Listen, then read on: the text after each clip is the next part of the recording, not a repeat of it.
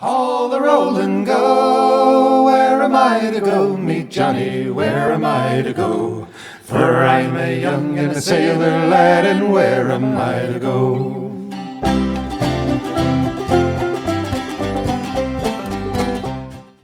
Hello, and welcome to Where Am I to Go podcast.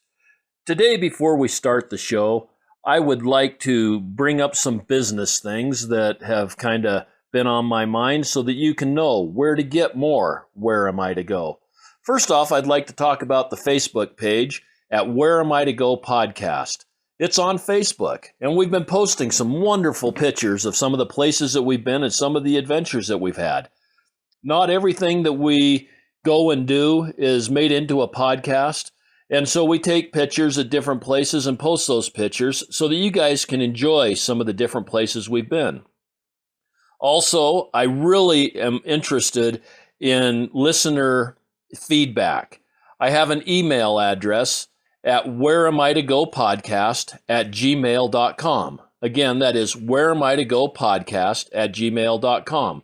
I would love to hear some of the listeners' comments and some of their ideas of places that might be interesting to visit and go and do. This is a podcast that I have really been wanting to do for a long time. I am excited, extremely excited to be where I am today, to be talking about the topic that we're going to talk about. The person whose museum we're at is one of my all-time heroes. I think she did everything right, and I just want to give notice to that. And we are here today with Donna at the Rosa Parks Museum in Montgomery, Alabama. And we are going to talk about the life of Rosa Parks. We're going to talk about the court case that she took to the Supreme Court. We're going to talk about civil disobedience and just all kinds of things. There was so much happened here in Montgomery, and I'm excited to be able to talk about this because I think that so many things that happened back in the 60s are relevant to what's going on in our country right now. Hopefully, I don't give too many of my biases and prejudices, and I can keep this thing fairly neutral, but some of those may come out more in this podcast than what you have heard in others. So let's go ahead, Donna, and start talking about the topic here, Rosa Parks. Sure, thank you. It is an honor to be included in this. But our museum is in Montgomery, Alabama, like you said, and we are located on the spot where Mrs. Parks was arrested on the evening of December 1st, 1955. She had boarded the bus a couple of blocks up after getting off work, and as the bus moved a couple of blocks forward and stopped at a couple of the bus stops, more white passengers got on, and when the bus driver demanded that she get up and move, she said that no, she wasn't physically tired, that she was tired of being treated as less than human and tired of giving in. And so that was why she refused to give up her seat. And you mentioned earlier, we were talking about her life really of activism. And most people don't realize how involved in civil rights, social justice work she was. She really got her start in 1931 with the Scottsboro Boys case. She was helping to raise money for their defense. If you or your listeners do not know who they were 9 young African-American men who were falsely accused of raping 2 white women on a train. And so everybody pretty much knew they were innocent.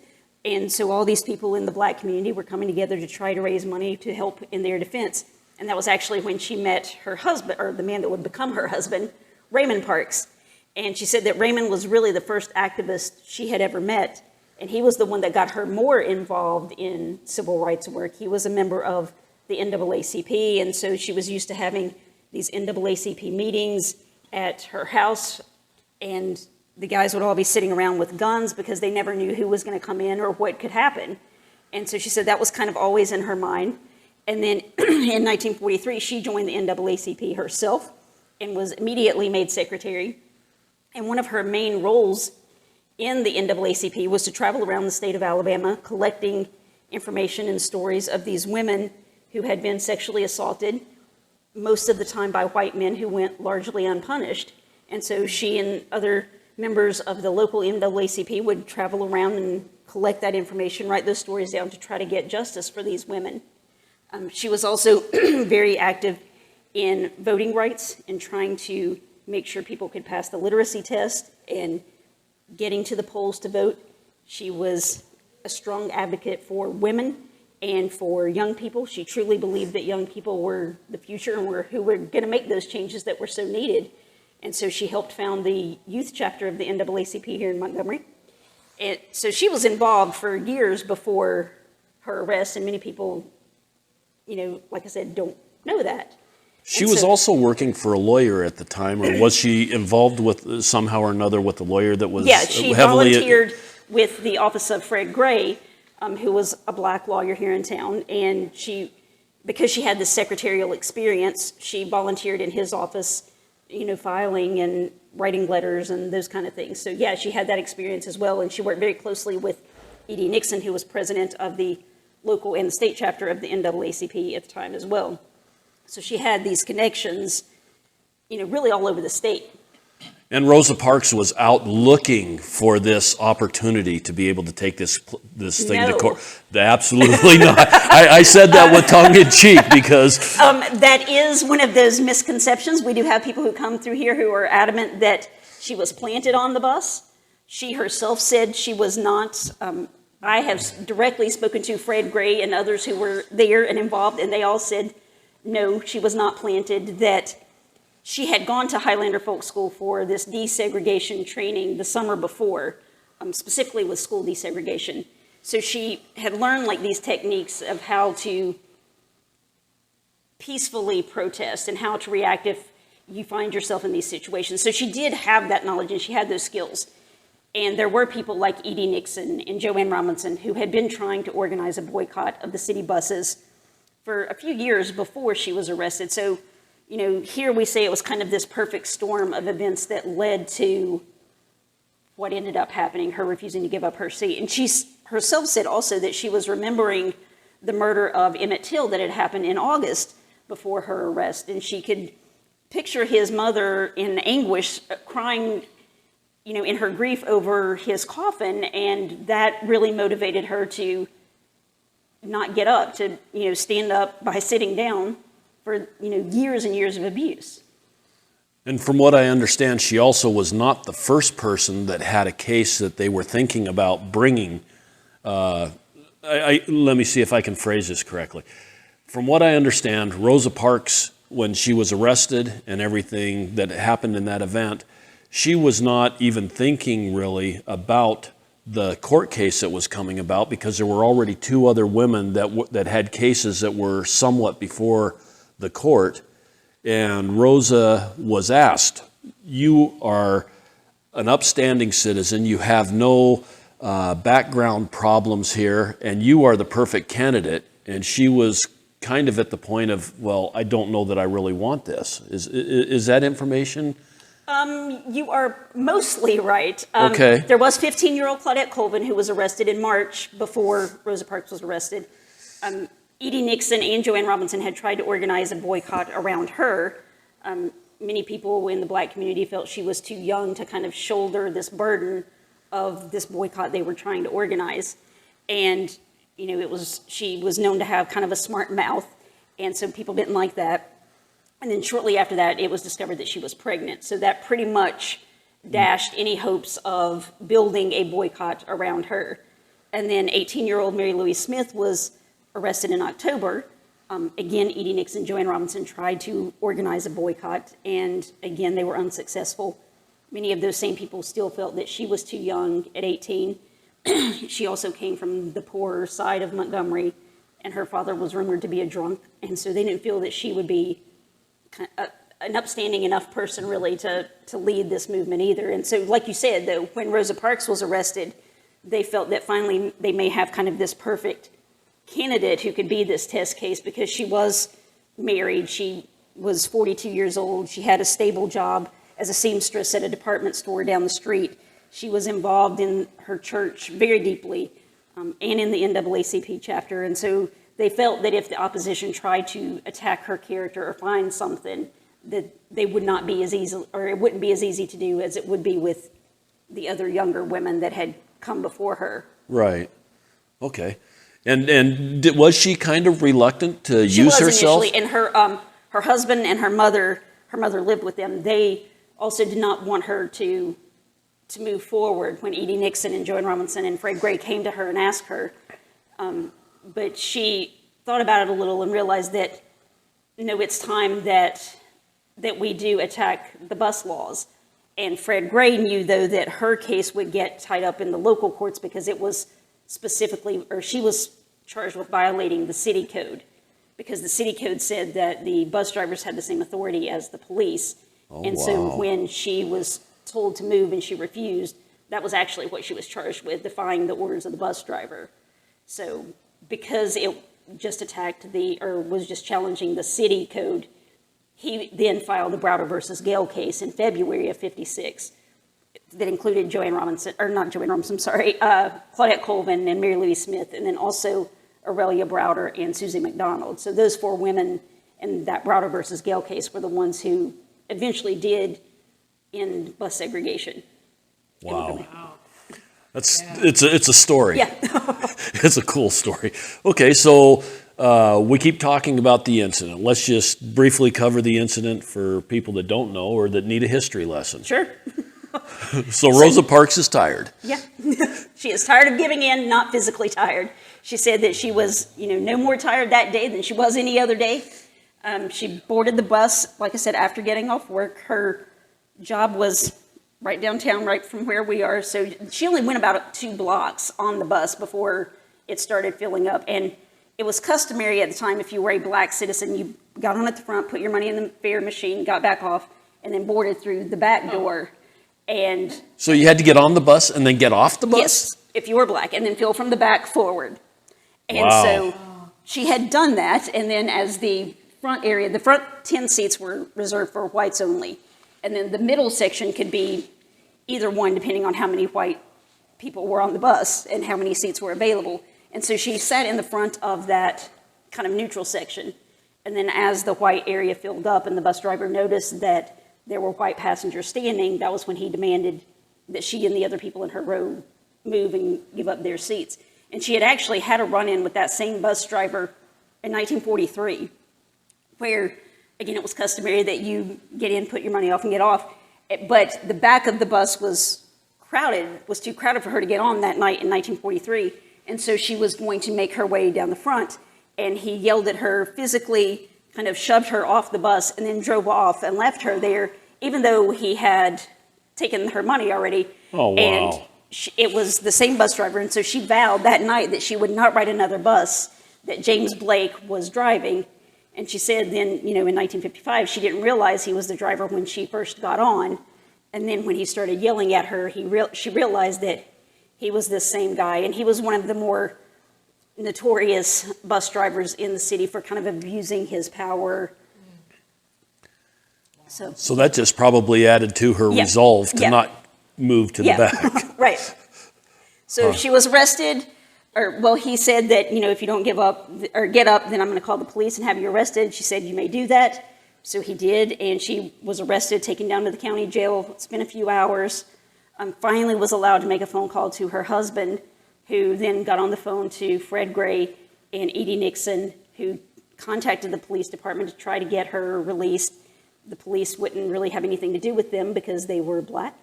And so Fred Gray called on his friend, who was a white civil rights lawyer in Montgomery, Clifford Durr. And so Clifford Durr, Fred Gray, and Edie Nixon went down. Nixon paid the $100 to get her out on bail. And then they went to her house, and all those other people, including Joanne Robinson, were all there. And then that was when they were asking her if she would be willing to kind of be the face of this case this boycott that they were planning of the city buses.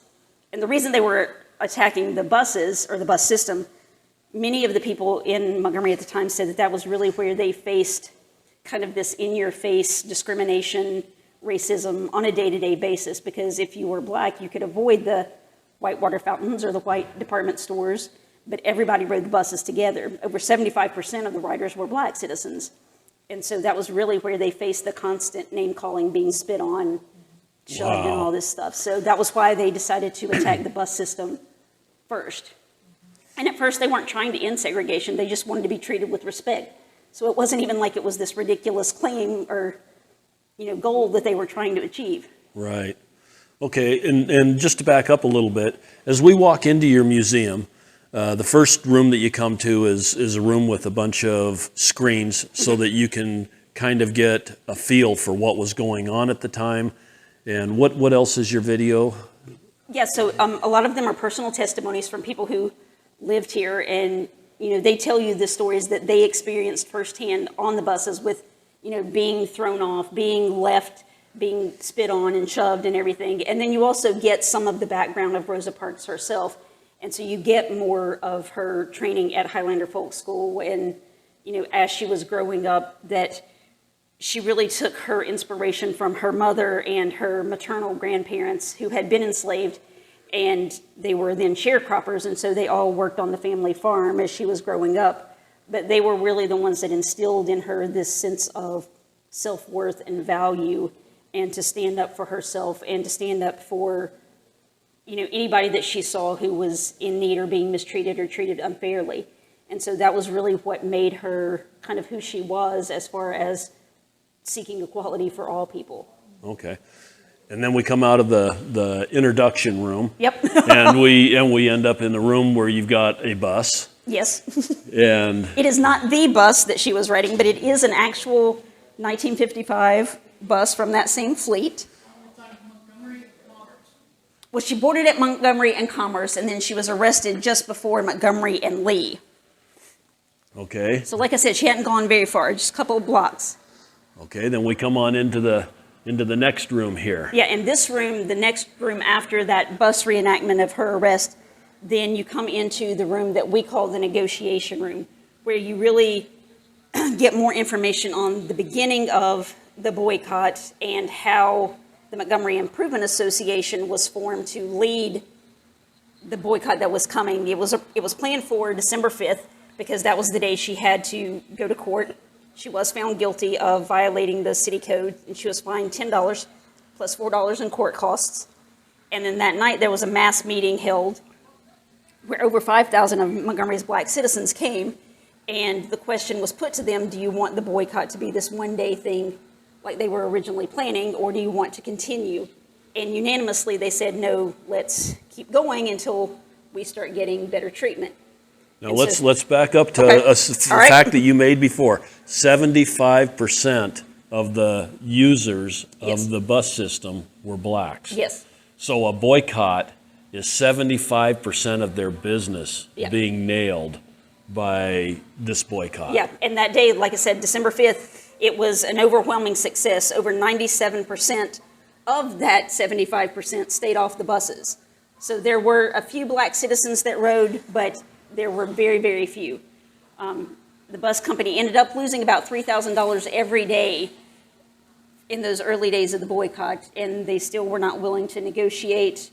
The mayor of Montgomery at the time, W.A. Gale, and the white commissioners were afraid, and he was quoted as saying that it would change our very fabric, or the fabric of our lives, if we are to give in and negotiate with the Montgomery Improvement Association, who had then, by that point, elected Dr. King as president. And Dr. King was new, really, to civil rights at the time. He was 24 when he moved to Montgomery. He was 26 when the boycott ended. So he was very young. He hadn't really gotten the reputation or the knowledge, really, of civil disobedience and these mass protests that we now know him to have had. He did have this understanding of Gandhi and Gandhian principles that he had followed. See, now I'm going to show my ignorance. Okay. It's pretty easy for me to do. I grew up in the 60s, and I remember seeing the protests and the riots and all of that kind of stuff. And I remember a lot of people saying that Martin Luther King, everywhere he went, he caused problems, he caused riots, he caused disturbances.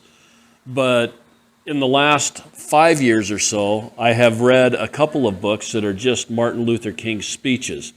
And I've come to the conclusion that Martin Luther King was actually very much a pacifist. He abhorred violence in any form.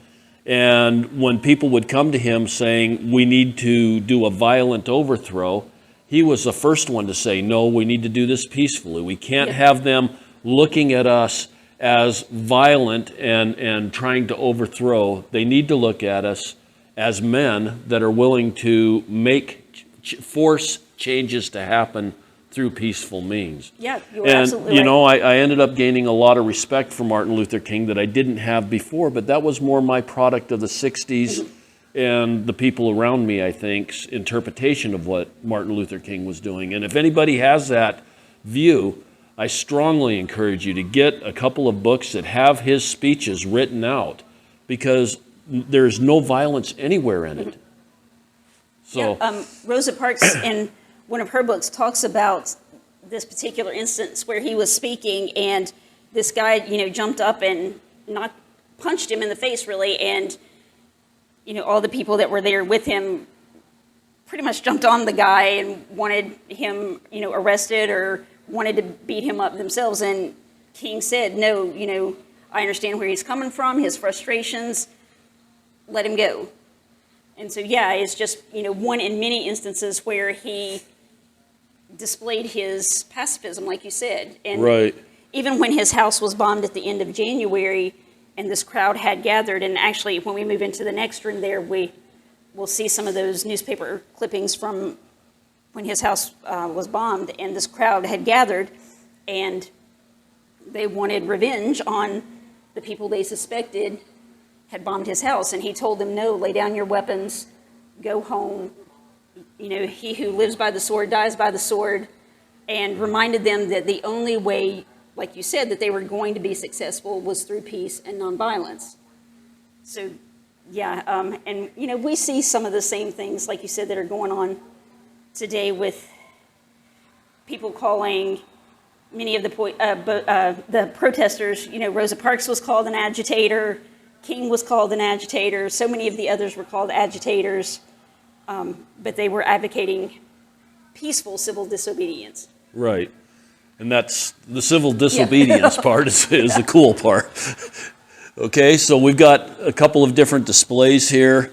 This one's got, explain this one. It's got some books, it's got a Christmas tree, it's got some shoes, and... Yeah, so this display is meant to be symbolic, and if you were here in person, there's a panel right next to it where you can touch, it's a touch screen, and right. You can touch on the different areas, and it will give further explanation, but the books, symbolize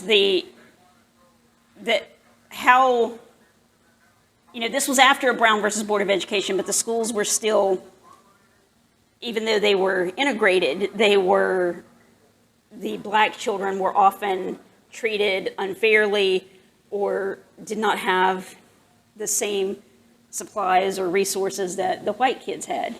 And then, the colored section is just symbolic of so many of the areas that were still under Jim Crow segregation for, about another 10 years, even after the boycott. Okay. Yeah. And then on the other side, you've got several videos playing along with a big diorama of Yeah, so if you're looking at different from one angle, it's the mass meeting that night, December 5th, at Holt Street Baptist Church. And if you're looking at it from the other angle, it's the mayor and the city commissioners at one of the White Citizens Council meetings. I did not realize that. I was looking at it both ways, and Yeah. that's pretty cool. And then you've got different parts of explanations of different parts of what was going on as we go down underneath kind of a this very big diorama. rough timeline, and part of it talks about how the Montgomery Improvement Association was formed, and then the list of demands that they made of the bus company and the city leaders. Again, they weren't looking to end segregation. They had 3 demands for putting an end to the boycott. 1, that they be treated fairly. 2, that they have first come, first served seating. And 3, that the bus company hire black drivers and add stops in black neighborhoods, because all of the drivers were white, all the stops were in white neighborhoods or white areas of town, even though 75% again were black citizens. Wow, I did not realize that. So those were their 3 demands. Again, they weren't asking for anything way out there, but the city and The bus company refused to negotiate, so negotiations pretty much broke down, and then these threats of violence and acts of violence against the boycotters continued happening, and that's when King's house was bombed. Okay, and you were talking $3,000 a day is what it was costing the bus Yes. company, but we're talking $1965. 1955. $1955, which Yes. equates to what About nowadays? $137. Or no, I'm sorry, 27. The $137 was her fine for. Okay, But right. it's $27,000 a day Okay. in today's money. Is Yeah, what they were losing. A little more than 27,000. So it, Yeah. it makes a big difference, Yeah. you know, when you translate that, because people thinking, oh, they're only losing $3,000 Well, I don't a wanna day. That's lose not gonna- $3,000 Well, I every day. don't either, but you know, I mean, a big city bus, Yeah. you know, we'll wait them out situation, but that wasn't, you know, they were Yeah. losing $100,000 a week. Yeah. So, So yeah, and then that brings us to Dr. King here in his kitchen, and you can see the picture of Gunny, and this is based on what his kitchen actually looked like. When he lived here in Montgomery, he was pastor at Dexter Avenue Baptist Church. That was his first and only, it wasn't this small, but that was his. exactly. But That was his first and only head pastorship position, was at Dexter Avenue Baptist Church here. And so he had been here for about a year when the boycott started. And this was after a particularly nasty phone call that told him he had 3 days to get out of town or his house was going to be blown up and his brains were going to be blown out. And he was used to getting threats, and his wife was used to getting those threatening phone calls. But this one just really struck him. He had his wife and his baby daughter that he was also concerned about. And so he sat in his kitchen and he prayed and he asked God for guidance. And he truly believed that God spoke to him that night and told him to keep standing up for truth and justice and righteousness. And if he did that, that God would see him through. So he really recommitted himself to the boycott that night and vowed that he would see it through to the end, whatever that end may be. okay. So then, yeah, we move into this next area, and this is where I was talking about him standing on the porch to calm this crowd down who had gathered after his house was bombed.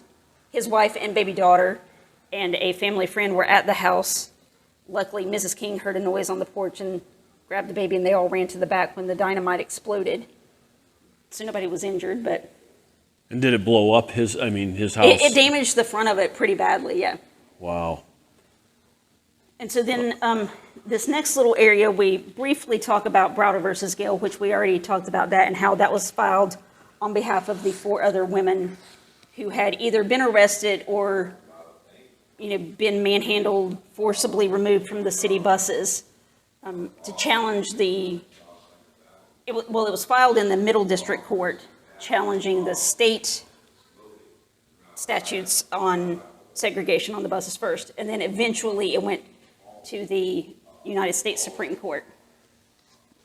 But we'll get to that in a minute. Okay. So that was at the beginning of February 1956 when Browder versus Gale was filed.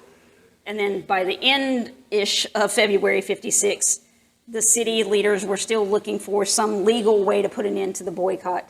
So they found this statute from 1921 that said you couldn't protest or boycott unless you had just cause. And they didn't believe these boycotters had a good enough reason to be doing what they were doing. Okay. So they issued these 89 arrest warrants, and they started arresting many of these boycott leaders because they felt that if they did that, that would cast a bad light on these boycott leaders as being just a bunch of criminals. And so then when many of the other ones heard what was happening, they got dressed up in their nice Sunday clothes and went and turned themselves in. And so it was a little chaotic at the courthouse that day with all these people coming in, being arrested, fingerprinted, having their mugshots taken. And then after they were all 89 processed, they went to Dexter Avenue Baptist Church and had that picture there taken. And that's all 89 of them, or is there? That's not all 89. There are a few that are not in there, but it's a large percentage of them. And we have King in the front. And they're all very nicely dressed. Yes. They're all dressed in their Sunday best. Yep. Yep. And Rosa Parks was a part of that arrest as well. So the famous pictures of her being fingerprinted and with her 7053 arrest number, that was actually from this arrest, not her first one. Okay. So the picture that you see all the time of her. They were from this one. And this was another major turning point because up until that point, people outside of the South really didn't know how bad it was for black citizens here. And so people started sending money down to help out. started coming down to help drive people around, to really help out in any way they could. So it ended up strengthening the boycott instead of putting an end to it like the mayor and the other city commissioners had hoped that it would.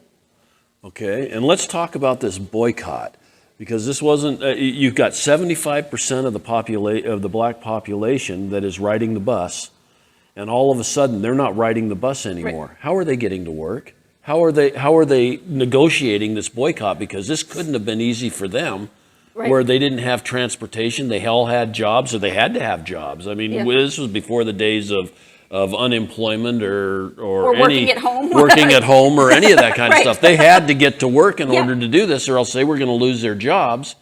And now they decided they're not riding the bus. So are they all riding bicycles and walking, or? Initially, most of them were walking. You know, there were some citizens who had cars who would give rides to neighbors or friends. A lot of them did walk. A lot of them did ride bicycles. But that actually brings me to my next point. Many of the area black churches, and the black churches were a very important part of the movement itself. They were meeting places. The church leaders were boycott leaders. But the black churches and the Montgomery Improvement Association knew they were going to have to do something if they were going to help sustain this boycott, because, you know, kind of by the end of January, people were getting tired of walking, and were starting to grumble that, you know, is this worth it? It would be so much easier if we just got back on the buses. We'll just put up with all the crap we're getting. So they knew they were going to have to do something if they were going to succeed. So they Now the churches were involved in this? Yes. This must have been before 501c3, Yes. when churches were Yeah. not allowed to take Right. a political stance Yes. Yes. and teach from the pulpit that, you know, maybe a civil disobedience. You can tell there's a little bit of sarcasm here, because I really think that the churches are failing us now, because the churches are not standing up and taking a lead and telling their congregations what they need to do in order to bring us through the times that we're in right now. I agree. You know, and the thing is they've all given up their ability to be able to speak and to talk to their congregation, because they want that tax donation or tax exempt status, and they're not willing to violate that or to take that away for the dollar. Yeah. And You're now right. I just probably got myself in lots of trouble, but here we go. I was going to say, I gave a warning. I gave a warning at the beginning did. that this one here is going to Put be a that sensitive disclaimer one out for there. me. So yes, the black churches did. They were very involved. And so they bought a fleet of station wagons like this one that we have here in the museum. Really? And they orchestrated this very elaborate carpooling system. It was ran pretty much like the bus route. So if you needed a ride, you could go to these different strategically placed pickup spots and get a ride to work or to church or to do your shopping, wherever you needed to go. The kids could get to school. Wow. So that was how they were able to sustain it for so long, was by instituting this carpooling system. And then private citizens who, you know, volunteered to pick up people and drive them around as well. So how many of the churches bought these cars? There were, the official fleet was 19 Okay. of the church-specific cars. And then, like I said, there were countless other just private citizens who gave rides and everything. And we're looking at, I think this is a 56 Yes. Chevy four-door wagon. Beautiful car, Bel Air. Yep. I kind of like the wagons myself, and so this one here I'm impressed with, and I remember this from the last time I visited, because I was thinking, I want to see that car again. Yep, it is a nice one, that's for sure. Oh, very nice. And so they had a fleet of 19 of these, and then did they hire a driver to drive, or was that a volunteer thing, or was it the pastor? Position. Usually they were people who were involved in the churches who would volunteer to drive the cars. But it wasn't like it was this particular guy's car. They would have multiple drivers.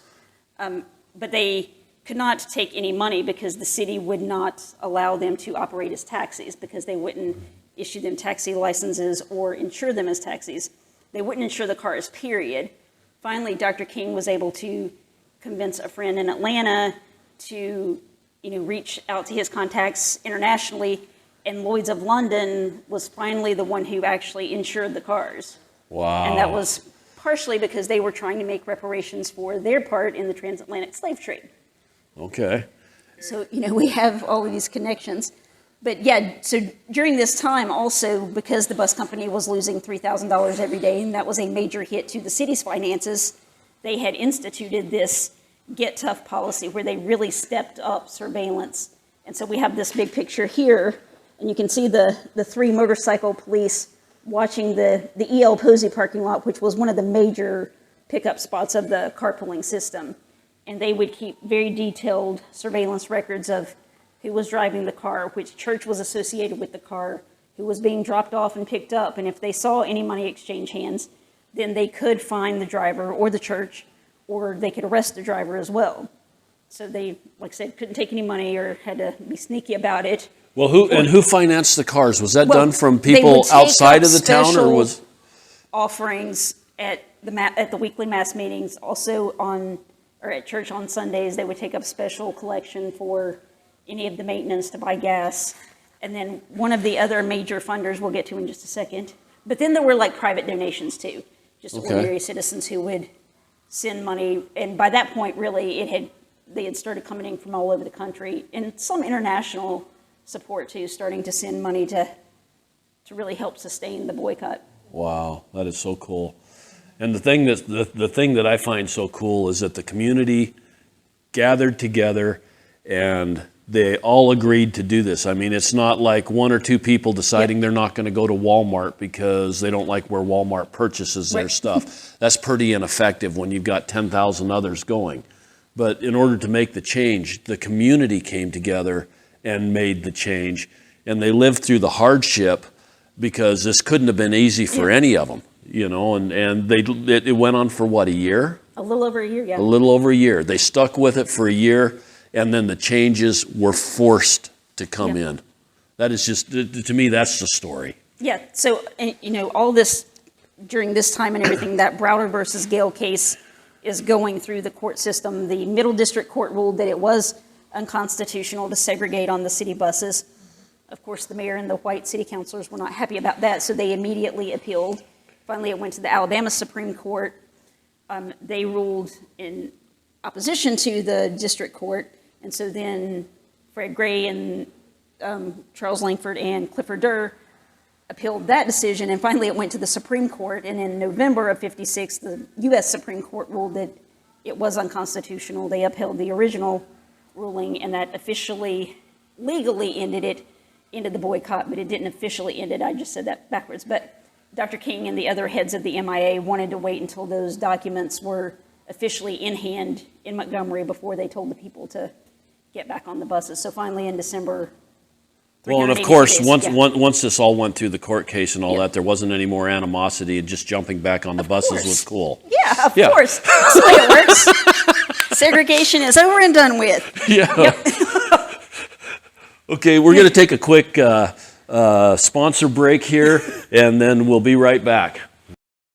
So we have this little bitty picture up here. I wish we had a bigger one, but Georgia Gilmore was the one that I was talking about, was a major funder. Unfortunately, she has largely been overlooked. Really, more people are starting to hear about her now, lately. I've never heard of her. Yeah. She was a cook at one of the hotels here, and in one of the bogus charges against Dr. King, she testified on his behalf about the treatment on the city buses, and she lost her job. So he encouraged her to start a restaurant in her house, and he helped her get her kitchen up to code and everything. And so she started feeding King and other boycott leaders and the everyday people of the boycott, the drivers of the cars. And then she also organized this group of black women who would bake cookies and pies and cakes and sell those out of the area black businesses. And then all that money they would donate to the carpooling system at those mass meetings. And when anybody asked her where the money came from, she would say, oh, nowhere, because she didn't want them to trace it back, obviously. Right. And so this collective of women became known as the Club from Nowhere. Like I said, they were a major funder of the carpooling system.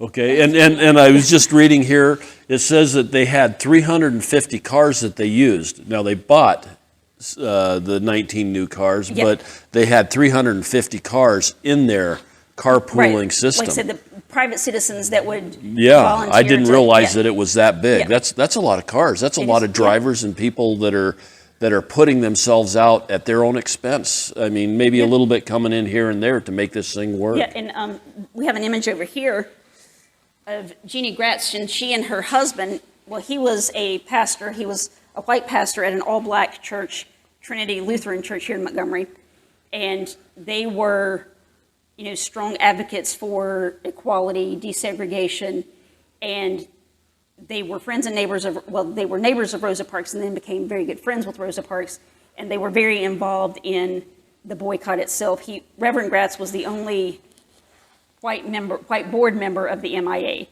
and so she and Reverend Gratz would drive people around. They became part of this carpooling system. She was a member of the Women's Political Council as well, and the little graphic here says, that their house was bombed twice because of their involvement, and they were pretty much shunned by Montgomery white society. Right.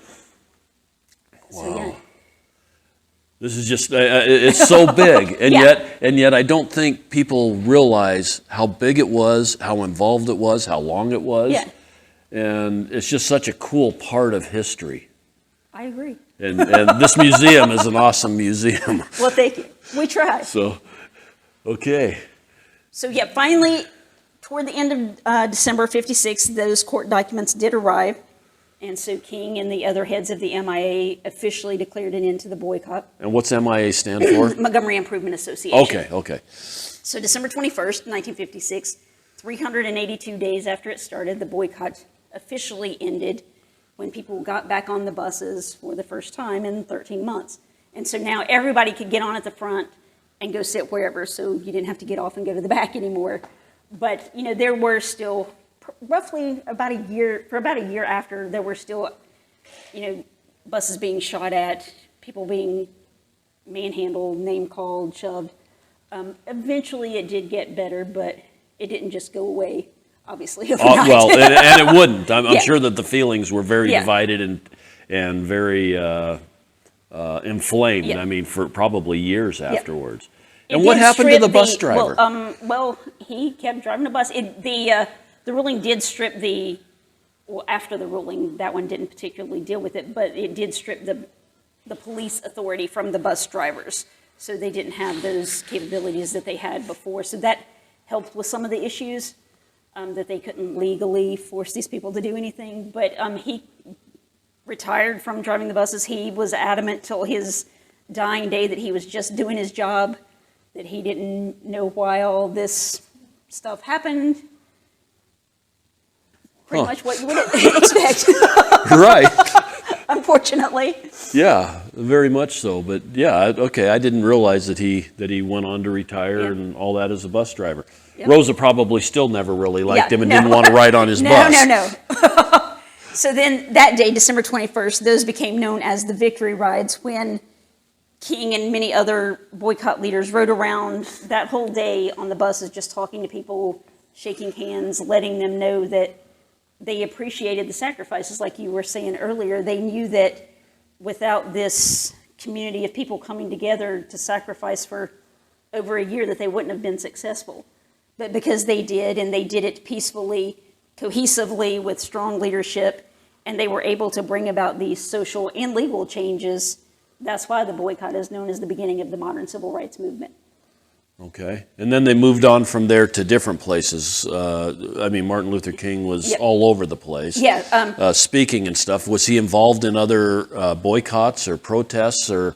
he was. He and Reverend Abernathy, who was sitting next to him, formed the Southern Christian Leadership Conference, and they, went on to help organize. Well, and this is Glenn Smiley next to him. He had been trained in desegregation kind of practices and civil disobedience, and so he came down after the boycott had started, but to help King and the other leaders keep it organized and kind of on track. And so these gentlemen, and there were some others obviously involved, who went on to organize like the march from Selma to Montgomery and the march on Washington and the sit-in. So even though they may not have directly been there, the techniques and things that were developed and used successfully here in Montgomery went on to these other events as well. Communities. Okay. Yeah. No, unfortunately, well, fortunately, segregation on the buses ended. Unfortunately, it took about another 10 years for legal segregation to really be done away with. So we have this one picture over here that was after the boycott ended, but you can still see the segregated waiting, or the bus stop to get onto the buses. There was still the white waiting area and the colored waiting area. And the water fountains Yeah. segregated, and, Yeah, and like I schools said, and all of that kind of For stuff. everything for about another 10 years after. And there were several other court decisions that ended up having to break some of that stuff up Yes, too. many, I don't know them off the top of my head, like who I was going to versus say who, but- Brown versus the school. Brown versus Board of Education was in 54. Oh, was it? So that Okay. was right before the All of this. boycott. And Okay. then there were countless others after that. Many of them that Fred Gray, who was Rosa Parks' lawyer and King's lawyer, went on to litigate. So he became known really as this impressive, and he is still alive practicing in Tuskegee, Alabama, but this great civil rights lawyer. He's still practicing? Yep. Like today? Yep. How old is this guy? I mean, he He's- had to have been 40 or... No, he was young then. He was Was like he? 25, right around there. In 19... In okay. 50, in Okay. 55, yeah. So he he's was- going to be... He's got to be pushing 80 Yeah, anyway. he's in his 80s, yeah. Wow. And he's still doing it. Yep, he's still doing it. That is awesome. The story, it'd be interesting to be able to talk to him Yep. and just get some of his story Oh, and some yeah, of what he's been He's been through. here a few times, Has doing he? speaking engagements and things like that, yeah. So you've met the man. Oh, I have. Wow. He is one of the ones that I asked directly, was she planted on the bus? And he said no, so Well, I'm and- going to believe those people who were there. And Rosa said Yep. in her biography Yep. or whatever, she said that she was not looking for that position, Yep, but it just kind of befell her. yep, exactly. So And then we have this pamphlet. yeah, We have little kids, we don't really talk about it, but, with older kids and adults, then we'll hit on it. But it's from the Georgia Commission on Education in 1957. And Rosa Parks, before and after her arrest, had gone to training at Highlander Folk School, and Dr. King had gone there. Many other civil rights leaders went there for training on desegregation. And this was all happening during the Cold War, during the Red Scare. So many of the communist newspapers were publishing these stories about the civil rights movement in the United States to cast the U.S. in a bad light, okay, obviously. And the opposition to desegregation latched onto that and said, well, obviously then these are communists, because the communist people are writing about them and championing their cause, so they have to be communists too, and they're agitators. And so it was just propaganda rhetoric that was, spewed at them to try to make the everyday, ordinary white citizens maintain segregation. thank you for that, because I had always heard. I mean, when they were talking about bringing in the Martin Luther King Day and all those Yeah. things, there was always Martin Luther King was a communist, and Martin Luther King was a communist sympathizer, and all of those kind of things. Which again, if you read his personal speeches and his works, you find out that there is something with the communist arrangement that he's intrigued with, but he also despises it at the same time. And I don't think there's anything wrong with looking at other systems to see just what they have to offer, what they don't have to offer, but you don't have to be an advocate because you're looking at it. Right. Or, and like you said, if the communists are putting out stuff in their paper, then I can see how people would jump to that conclusion. But we also have people all over in the government and other places that are pushing propaganda on us all the time. Absolutely. And yeah, So, yeah, I mean- it was kind of an eye opener for me, and I'm glad you addressed that. So we have come a long way, but a lot of things are still the same. Right. So yeah, you were talking about the other events that kind of grew out of the boycott, and we have these panels here. We don't really go into a whole lot of detail because our focus is really on Rosa Parks and the bus boycott.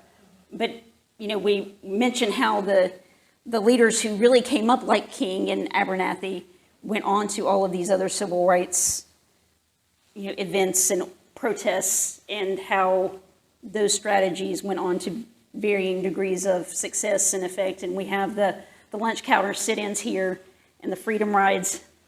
This was when their bomb was firebombed in Anniston, Alabama, which is kind of just north of Birmingham. And then the Birmingham protests where, there are all the famous videos and photos of the dogs being sicked on people and hosed down with the fire hoses. Now, where was this bus bombing? This one was in Anniston, Alabama, which is kind of just northeast of Birmingham.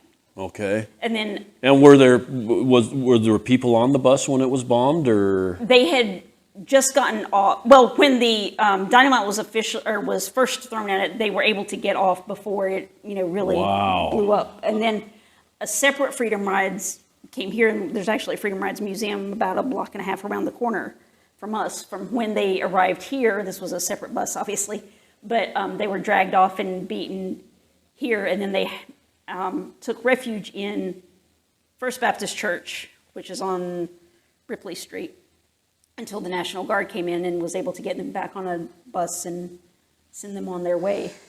Wow. There's just so much of this that, I was a kid. I was born in 61, so I was 4 years old. Yep. And there's just so much of this story that I don't know, even though, like I've said, it's a very important history. Yeah. And I think if more people really, dove in and started reading more of it and learning more of the history, a lot of the problems that we're facing today wouldn't be happening. I think that's probably true. We've been traveling, and we've gone through Tennessee, Kentucky, Florida, Georgia, South Carolina, and everywhere I go, we're seeing no racial problems. The TV and the news is putting this stuff out that it's there day in, day out. Nobody can stand each other, and yet everywhere we go, we see integrated family, we see integrated friendships, we see people working side by side, and there's not the animosity that we're being shown. But if a change needs to be made, it seems like this is the way to do it. No matter what that change is, whether you're gun rights or whatever, across the board. Thoreau wrote his book, Civil Disobedience, and he's right on point. Yeah. So, okay, sorry, I keep talking. It's quite all right. Do you want to keep going through these? Yeah, tables? let's do, because it's history I don't know. Well, this one is the Voting Rights March. And where was that? This one was it started in Selma, but there were these marches that popped up kind of all over, really, the South. Okay. And then these were three young men who worked for the Congress on Racial Equality. And they were in Mississippi registering black citizens to vote in 63, if I am not mistaken. It might have been 64. And they were known to be, or what they were doing, it was known what they were doing. And he was a black man, these two were Jewish. And so the police arrested them, the sheriff arrested them, and when he realized he couldn't hold them, he drove them out, let them go, and then called his buddies who were in the Klan and said, hey, I just had these three agitators. I let them out here, and the Klan, they disappeared, and their bodies were found in their car some months later where they had been executed by the Klan. Wow. And then this is the Selma Montgomery March in 65. Okay. This was officially the third march. The first one was what ended in Bloody Sunday, where John Lewis was beaten in the initial attempt to cross and march to Montgomery. And then King came, he wasn't at the first one, he came down for the second one, and they marched across the bridge, knelt, and then went back, and that rubbed a lot of people in the black community the wrong way because they thought they were going to march the whole way. And so finally, on the third one, they did march from Selma to Montgomery in support of voting rights. And how far was Selma from Montgomery? It's about 54 miles. That's a long walk. It is. And Rosa Parks did a bunch of that walk, if I remember right. She joined them when they got to the city of St. Jude, which is it's in Montgomery, but it's kind of the south part of Montgomery. And so she marched with them the kind of last leg of the march to the Capitol here in Montgomery. And then this man is James Meredith, And he was also a follower of Gandhi, and he had been to South Africa and, seen techniques that had happened there. He had been to India to kind of follow in Gandhi's footsteps, and he came back, and he was the first black student at the University of Mississippi, and so he was holding kind of this one-man protest march to integrate the University of Mississippi. And this picture was taken just after he was shot in the back. Because of that, he did survive and went on to integrate the university, and there's a statue of him still there. And then the last panel is the sanitation workers march in Memphis, and then King on the balcony of the Loren Motel shortly before he was assassinated. Okay. Wow. And then we have that last little video that kind of talks more about Rosa Parks after the boycott. In '57, she and her mother and her husband moved to Detroit. They had both lost their jobs during the boycott, couldn't find work after. They were still constantly being threatened and harassed. And her brother had already moved to Detroit, so they left and went up there with him.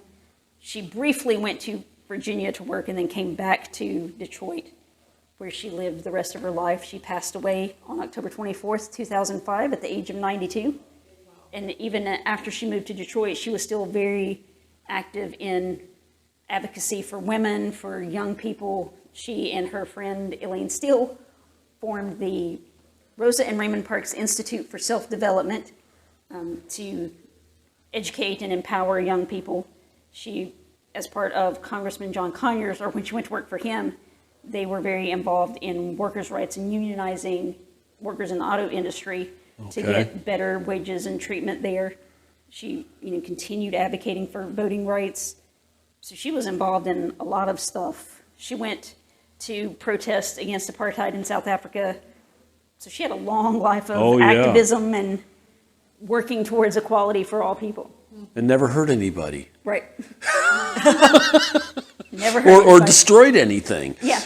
It's so cool. Yeah, and she said, that she understood where the feelings of wanting to retaliate came from, and that, she believed in self-defense if somebody came at you, but to not just go out and destroy, cause problems for the sake of doing it, that, you're going to get more done if you can have a conversation with somebody. Right, exactly. So is there more to this museum, or is this the end? We have a few, art and exhibits in the halls. We have a temporary gallery that we don't have anything in right now because we're between exhibits. But then we do have our children's wing exhibit that has our Cleveland Avenue time machine. That's what I was. that one doesn't cover any of the modern civil rights, but it gives you more context for how the Jim Crow laws really got their start and kind of grew in the South. And it's a little bus ride, Yep. and that talks about. It's a simulator, so you move and shake a little bit. Right. And, like I said, it takes you back to the 1800s. Starts really kind of with Reconstruction, and then brings you forward, and you get a little bit of the stories of Harriet Tubman, Henry Box Brown, Dred Scott, Homer Plessy, and how they were challenging, even though it wasn't really called segregation for many of those, how they were challenging the treatment of black citizens. And that's mostly set up for children. I found it intriguing. I was gonna say, we have a lot of adults who enjoy it as well, so it's not specifically for kids, but this wing opened first. It opened on the 45th anniversary of Mrs. Parks' arrest on December 1st, 2000. Okay. And so as kids started coming through, and then the people who were in charge at the time realized that they didn't have a lot of the context of how we got to this point where we needed events like the boycott, and so they added that wing on to kind of fill in some of those gaps. Cool. Well, I so appreciate you talking with us today. More than welcome. This has been something that I have really been looking forward to. I've been talking about it for years, and this trip's kind of based around stopping in Montgomery and coming back through here. And I'm so glad that you took the time to talk with us and to shed light on this very important part of history. Absolutely. It was an honor. Thank you. I appreciate your time, Donna. And the way I finish these things out is I say the world is full of wonder. People need to get out and explore. There's so much to see, so much to do. And everybody have a wonder-filled day. Haul the roll and go. am I to go? Me Johnny, where am I to go? For I'm a young and a sailor lad, and where am I to go?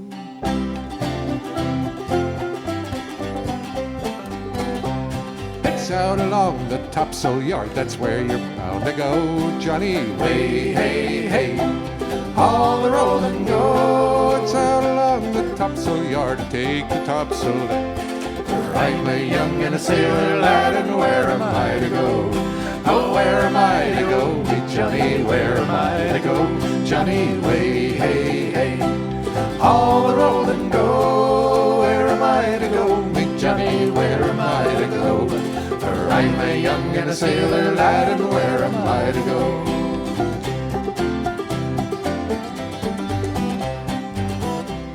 It's out along the royal yard, that's where you're bound to go, Johnny. Way, hey, hey, haul the roll and go. It's out along the royal yard, the royal fort is stow. For I'm a young and a sailor lad, and where am I to go? Oh, where am I to go? Me Johnny, where am I to go? Johnny, way, hey, hey, haul the roll and go. Where am I to go? Me Johnny, where am I to go? For I'm a young and a sailor lad, and where am I to go?